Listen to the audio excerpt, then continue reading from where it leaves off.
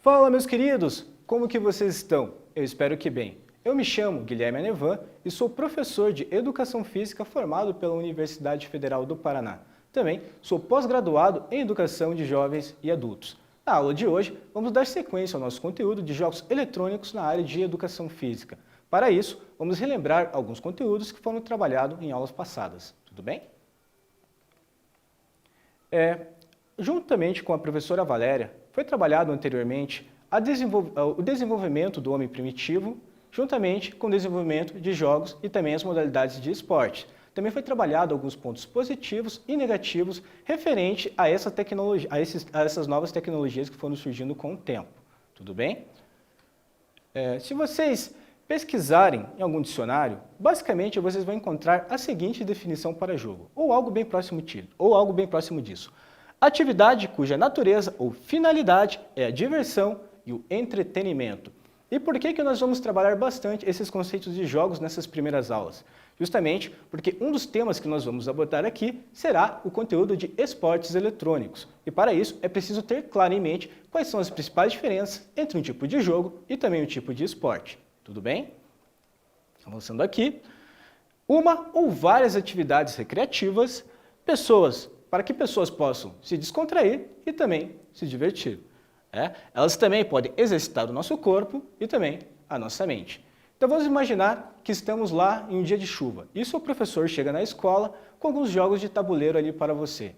Teoricamente, não estaremos fazendo nenhum tipo de atividade física, mas ao mesmo tempo estaremos exercitando a nossa memória, porque vamos precisar estudar alguns componentes existentes ali no jogo. Então eu vou precisar decorar o movimento de uma peça, eu vou precisar memorizar uma carta, e diversas coisas do tipo. Isso também se aplica em jogos eletrônicos e também vai se aplicar também em algumas modalidades de esporte. Tudo bem?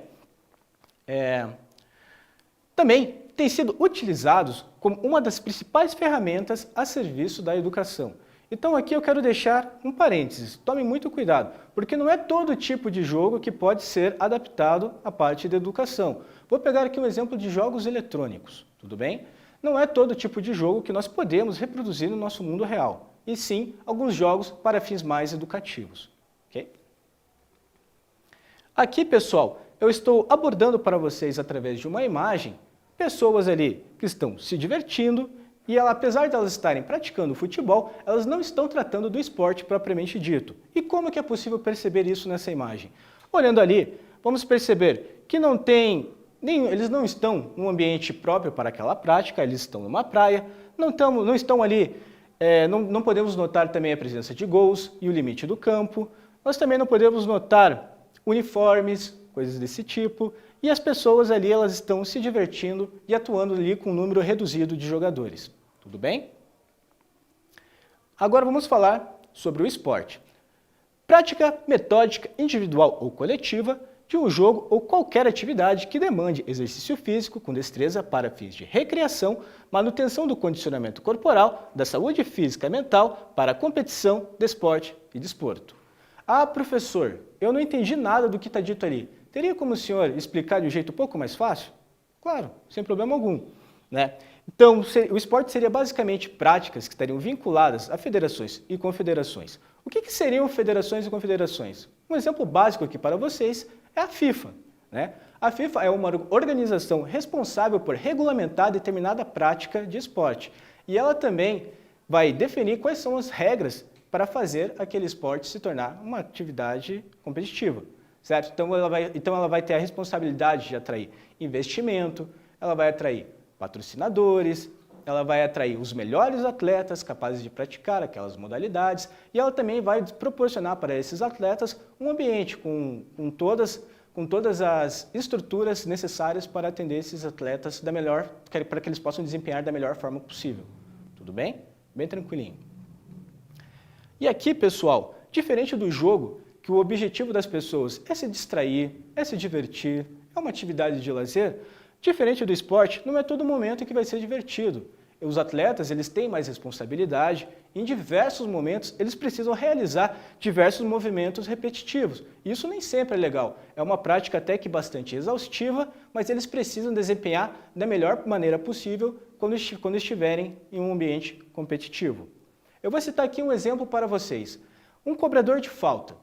Vocês podem ter certeza que antes de um jogo ele vai treinar inúmeras vezes uma cobrança, certo? Isso num jogo de futebol. Ele vai treinar várias vezes o chute lá, ele vai treinar com barreiras, ele vai treinar diferentes distâncias, para caso aconteça em uma situação de jogo, ele esteja preparado para converter essa cobrança em ponto, em gol para a sua equipe, certo?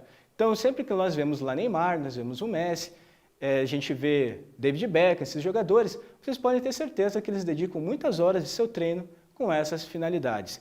Ah, professor, e quando eu junto com os meus amigos no final de semana, num momento de lazer ali, para a gente jogar um futebol, a gente está praticando esporte? Não necessariamente, né? Ali, como você está em um momento de descontração, as regras para aquele esporte não estão valendo, certo? Então, por exemplo, você não vai ter ali nenhum juiz que vai estar apitando o jogo para você, você não vai ter também, muitas vezes, o número correto de jogadores para aquela determinada modalidade de esporte, e você também não vai ter diversos outros elementos, como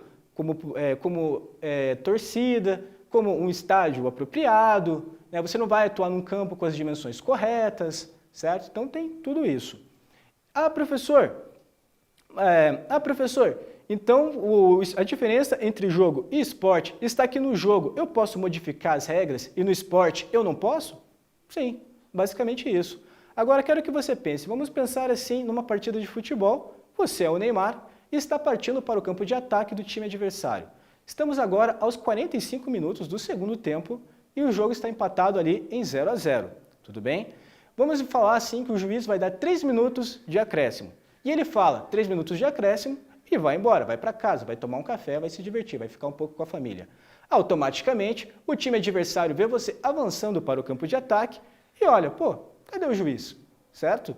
E aí o que eles vão fazer? Vocês podem ter certeza que a zaga do time adversário vai cair matando em cima de você. E como não vai ter o juiz para aplicar as devidas punições naquele momento, então aí o esporte acaba se transformando num ambiente de confronto e talvez ali até um ambiente de violência. Agora vocês entendem a importância de mantermos as regras, pessoal? Então, vamos continuar aqui. Com a evolução tecnológica, a forma como nós notamos o esporte e também as nossas práticas corporais, elas foram se modificando. E aqui eu deixo uma seguinte pergunta para que vocês respondam aí e reflitam sobre ela aí no decorrer de nossa aula. Como a evolução tecnológica pode influenciar na forma de jogos e esportes que conhecemos hoje? E acredite, pessoal, não são poucas essas interferências, essas mudanças, tudo bem? Agora, para a gente poder descontrair um pouco, eu estou trazendo aqui para vocês a hora do quiz. Me acompanhem. Eu preparei aqui para vocês algumas imagens de dispositivos eletrônicos que fazem parte aí do nosso cotidiano. Alguns de vocês aí de casa devem estar bem familiarizados. Então, eu quero que vocês respondam para mim, identifiquem para mim, qual é a principal tecnologia de realidade virtual. Vocês vão ter aí alguns minutinhos para estarem pensando em uma resposta e daqui a pouquinho eu volto.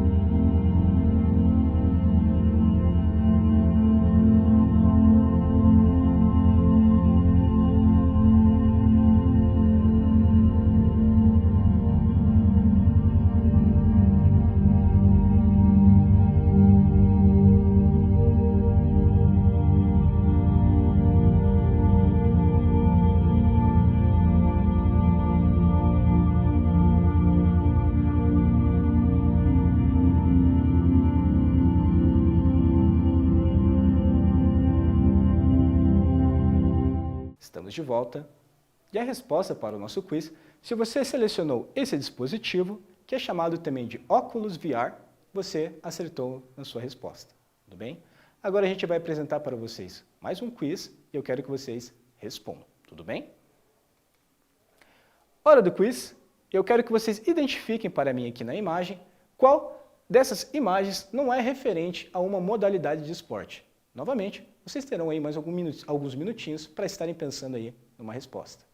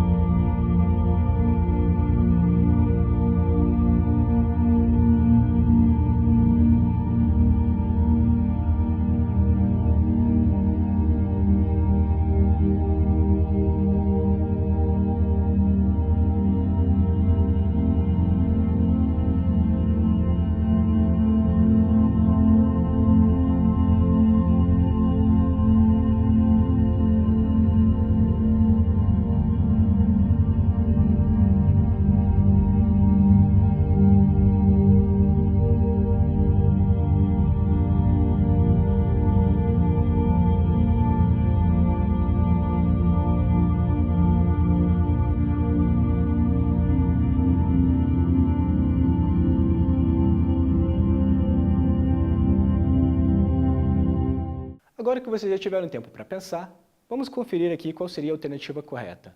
Se você pensou a terceira imagem, parabéns, você acertou. E por que que ela não é um tipo de esporte? Nós não estamos vendo ninguém, é apenas uma academia uma academia deserta, sem nenhuma pessoa ali praticando nenhuma e qualquer tipo de atividade física. Tudo bem? Próximo quiz. Qual das imagens é referente a um jogo? Então, novamente, mais alguns minutinhos para vocês aí estarem pensando em uma resposta.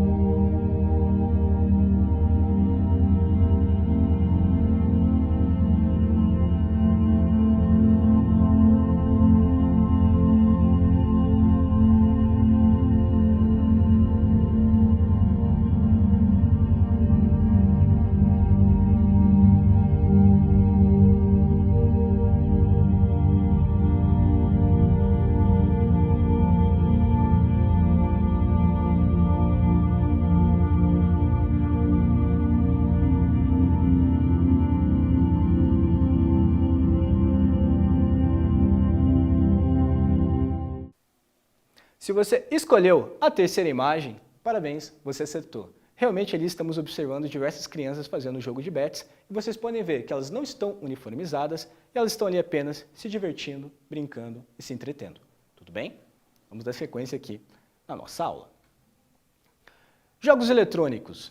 O jogo eletrônico, ou videogame, é aquele que usa a tecnologia de gráficos virtuais. Ele pode ser jogado em computadores, em máquinas de fliperama, em consoles, em tablets e também celulares. Tudo bem? Tranquilinho. Não existem documentos que comprovam de fato quando os jogos eletrônicos eles foram introduzidos nas nossas vidas. Tudo bem? Mas o que nós temos aí de material é que ele surgiu aproximadamente ali na década de 1950. É muito difícil ter uma informação precisa nesse ponto, tudo bem? E o primeiro console que foi desenvolvido, o primeiro jogo que nós tivemos a oportunidade de experimentar, era chamado de Tennis for Two e foi desenvolvido em 1958 por um físico nuclear. Importante dizer também que esse videogame ele nunca chegou a ser comercializado e ele também não reproduzia nenhum tipo de som. Então você apenas tinha ali apenas a informação visual do que passava ali na esfera ali para vocês, tudo bem? Vocês já vão entender melhor. Aqui está uma imagem, certo? Era como se fosse uma caixa, não sei ao certo de que proporções, onde ele reproduzia a imagem em uma esfera em seu centro. Então, como vocês podem ver ali, tem uma linha na horizontal e também tem outra linha na vertical. E em cima uma bolinha que fica batendo de um lado para o outro, certo? O jogador ele controlava essas funções através de um controle onde você girava alguns botões. Bem tranquilinho, né? Dando sequência aqui nos nossos slides, foi na década de 1960 que pela primeira vez tivemos um console capaz de reproduzir a imagem de seus jogos nas televisões. Tudo bem? E o primeiro jogo que foi lançado nesse aspecto era chamado de Ping Pong. Eu nem preciso dizer que ele fez um sucesso tremendo entre os jovens daquela época, certo? A partir disso, empresas acabaram desenvolvendo algum tipo de interesse e entrando nesse mercado. Eu estou falando aqui da Atari, que no futuro vai se transformar numa das maiores empresas do ramo. Dando sequência aqui dos nossos slides, nos Estados Unidos, em 1977, nós tivemos o lançamento do console Atari 2600 e chegou ao Brasil no começo dos anos 80. Ele era um console que ele tinha, com sua memória integrada, ele tinha instalado já dentro dele aproximadamente ali 500 jogos para que os usuários pudessem se divertir, usufruir e também experimentar. Então jogos como Super Mario, Pac-Man, diversos outros do tipo, acabaram fazendo mais sucesso ainda e foi então, nos anos 90, o período em que os videogames de fato se consolidaram no mercado. E na sequência veio mais um lançamento que foi muito importante para esse feito, que foi o lançamento do console Super Nintendo. Avançando aqui para vocês, nós temos uma imagem de como era o console da Atari e tempos depois, como que foi o console do Super Nintendo. Eu quero que vocês prestem bastante atenção em como eram os controles dos dois consoles nessa época. Tudo bem? E já já eu vou falar sobre mais alguns pontos sobre eles. Esses aqui, pessoal, agora vocês estão vendo aí na tela como que eram mais ou menos os gráficos para aquela época.